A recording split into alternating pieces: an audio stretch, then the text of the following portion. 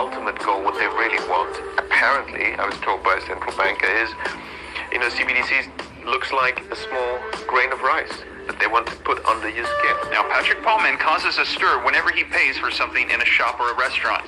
This is because the 37-year-old doesn't need to use a bank card or his mobile phone to pay. Instead, he simply places his left hand near the contactless card reader and the payment goes through. The reactions I get from cashiers are priceless, says Mr. Paulman, a security guard from the Netherlands. He is able to pay using his hand because back in 2019, he had a contactless payment microchip injected under his skin. It's in my hand, and it's in the little corner between your forefinger and the thumb. It's on my left hand. In that little soft bit there.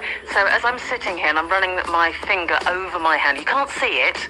I'm running my finger over and I can just feel a tiny little bump. It's about the size of a grain of rice, and it's been inserted through that little patch of skin. I can see the look on your face on this one, and it sits there. And I'm also going to show you the implement, and put it that way, that inserted it. Thousands of people in Sweden have opted to trade in their ID and their credit cards for tiny microchips that would be implanted like underneath their skin. Just like using a Metro card or tokens, you can now pay for shopping using the dish in your hand.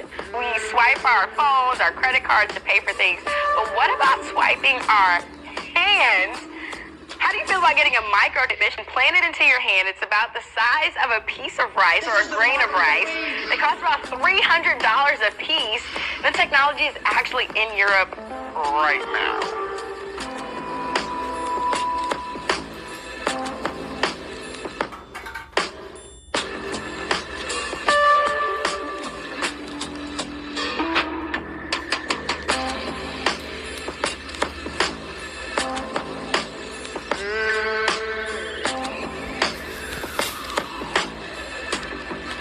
Listen to these words from an April 16th, 1989 Gannett News Service article.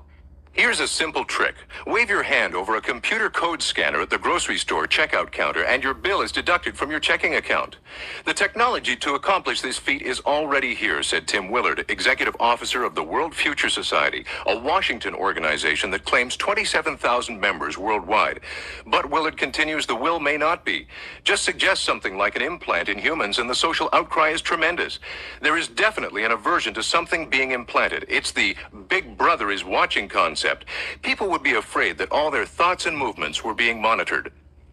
However, as we'll see a little later in this video, that fear is evaporating faster than you can say the words security and convenience. I have a flex version, which is a very thin biopolymer version of the implants that I make here, so I can do fist bumping of readers, that kind of thing. I have another one here that is a cryptographic. It's VivoKey's first product with Spark 1. It's a cryptographic there. It does challenge response for validated cryptographic proved identity. Then I have in here, you can see a little scar there and a big scar here. This is like the prototype area. So right now I have a VivoKey Apex, which is a smart card platform capable of doing, EMV tap and pay, like Apple Pay payments, capable of doing Bitcoin wallet transactions, capable of running, arbitrary code. So I can write a program in Java card and upload it to the chip. It'll run there. So any number of things. What comes next in the near future for yourself, for implants, for VivoKey, and for dangerous things? What should we be looking for in terms of headlines for you guys in the next few months? Yeah, I would say for dangerous things, there's always fun things that we're just trying out. For VivoKey, we're currently working with different form factors of implants and we're improving performance. We want to, again, try to take things to different partner organizations.